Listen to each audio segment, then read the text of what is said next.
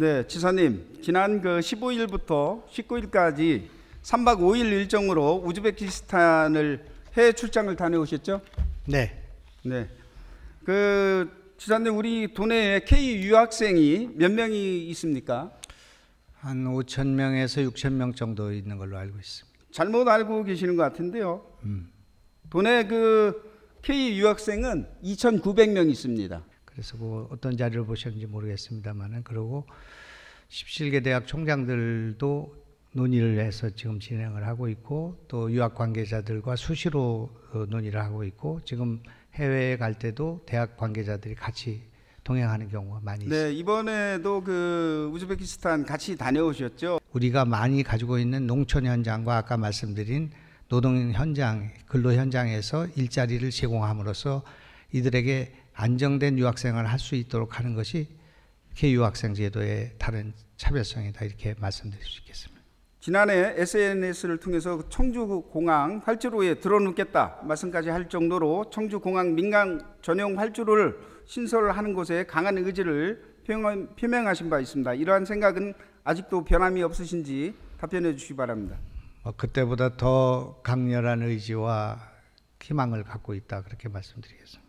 이거는 앞으로 민선 8기는 물론이고 우리 충북의 미래를 위해서 민간 전용 활주로를 확보하는 문제는 우리가 양보할 수 없고 타협할 수 없는 문제다, 이렇게 생각하고 있습니다. 본 의원은 그 국방부로부터 반대한다는 의견을 들었는데, 지사님 그 국방부 방문을 하셨습니까?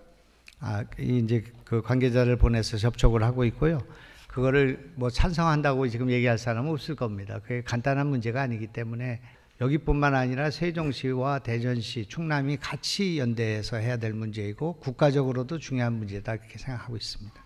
그 충청권 광역철도, 이제는 이제 CTX로 해야겠는데 CTX에 관한 질문 드리겠습니다. 얼마 전 대통령 민생 토론에서 충청권 광역철도로 추진되었던 사업을 민간 투자 방식의 CTX로 전환하고 추진한다고 발표하였습니다. 현재 민자 적격성 조사 준비 단계인 것으로 알고 있는데 맞습니까? 이에 대한 설명 좀 부탁드리겠습니다. 가시화돼서 착공 시점까지도 예측이 되는 상황이 됐고, 도심을 통과하게 될 경우에 경제성이 어떻게 나오느냐, 이것이 굉장히 우리의 가슴을 조이게 했던 문제였는데, 민자를 신청하게 됨으로써 우리의 어려움을 해결하게 됐다, 그렇게 생각하고, 네, 민간의 그 운영을 모두 맡겨버리면 그 부담이 모두 그 우리 도민들께 요금 인상을 비롯한 이 부분들이 전가될 것이라고 본 의원도 심히 우려가 됩니다. 질문 드리겠습니다. 어쩌다 못난이 김치는 우리 지사님께서 김치 의병 운동을 벌이겠다고 선언하시면서 충청북도의 역점 사업 중 하나로 추진하고 있습니다.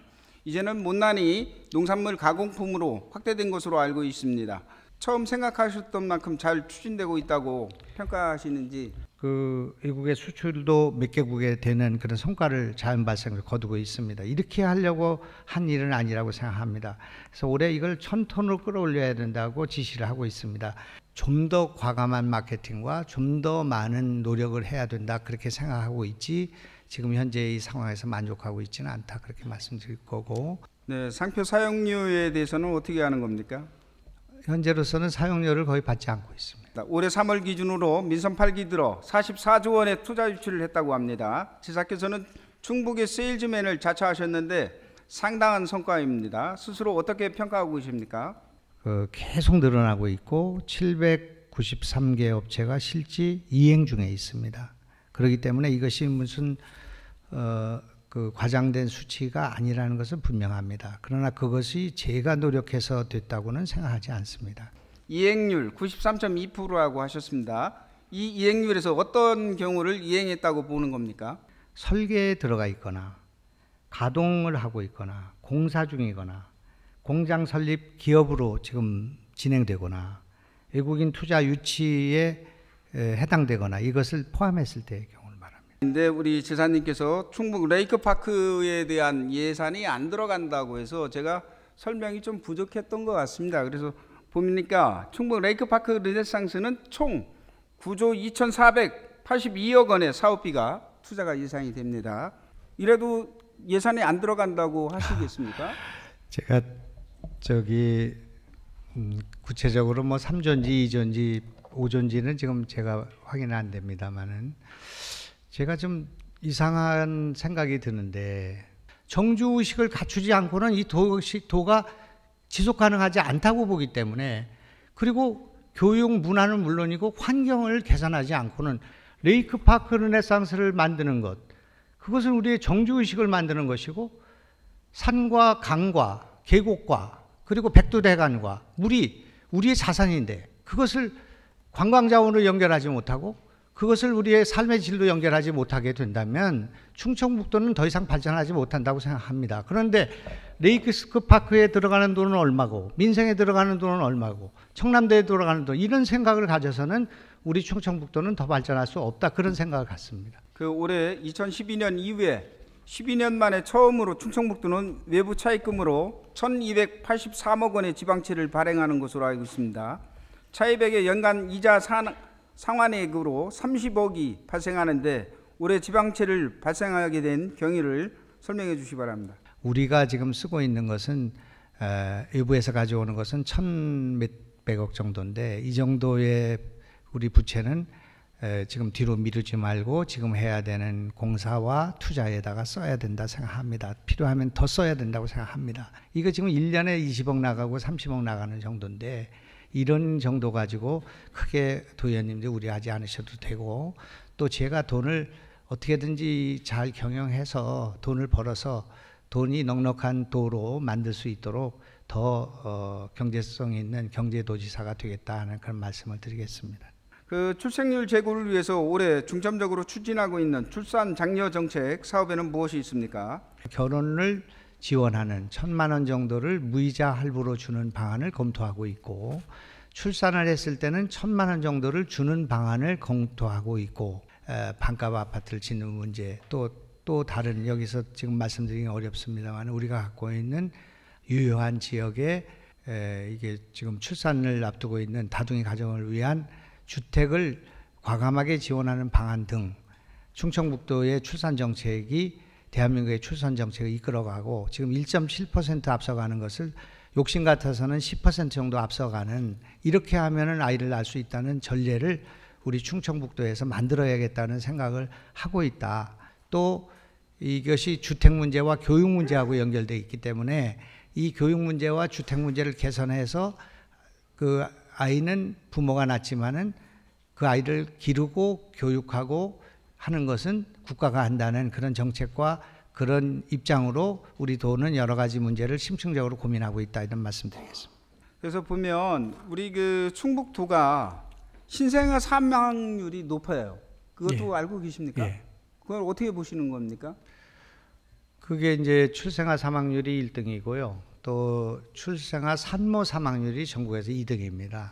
그리고 치료가망 사망률, 지금 그거 조금 몇 단계 올라갔습니다만 일부러 지금 그걸 수정하지 않고 주장하고 있습니다. 우리 충청북도의 의료 공백, 필수 의료의 공백이 심각한 단계에 있다고 생각합니다. 49명의 의대를 가지고 지금 충북을 견뎌온 거 아니겠습니까? 그래서 이걸 211명을 늘려놨는데 이걸 돌려주겠다고 하는 생각을 지금 갖고 있는 분들이 계시기 때문에 지금 우리 충청북도는 이 문제에 대해서 타협하면 안 된다고 생각합니다. 나중에 우리가 땅을 칠 일이라고 생각합니다. 내년에 가면 할 수 있다?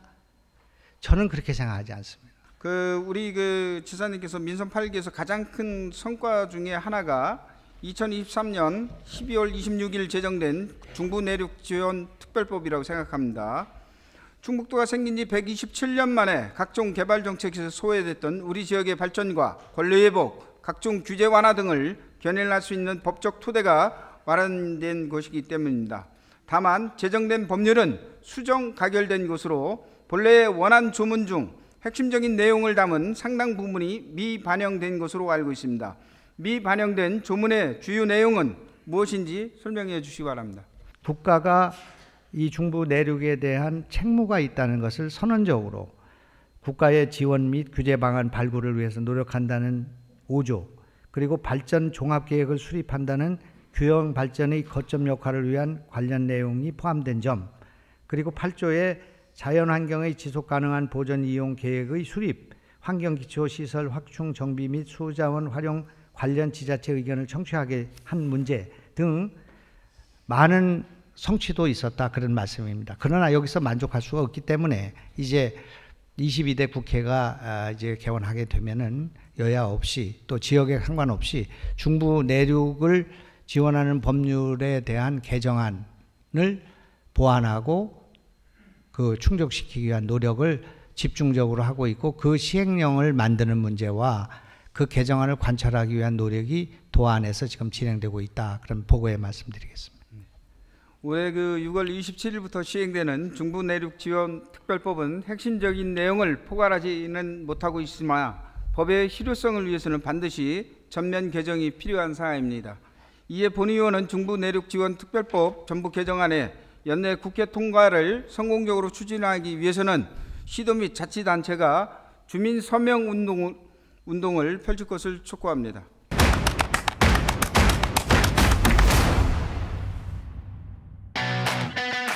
존경하는 164만 충북도민 여러분, 오늘 본 의원은 민선 8기 출범 2년에 대한 점검 제2차 대집행기관 질문을 통해서 그동안 김영환 도지사께서 추진했던 충청북도의 다양한 시책들과 도정 방향을 살펴보았고 도민들이 보다 깊이 알아볼 수 있는 시간이 되었습니다.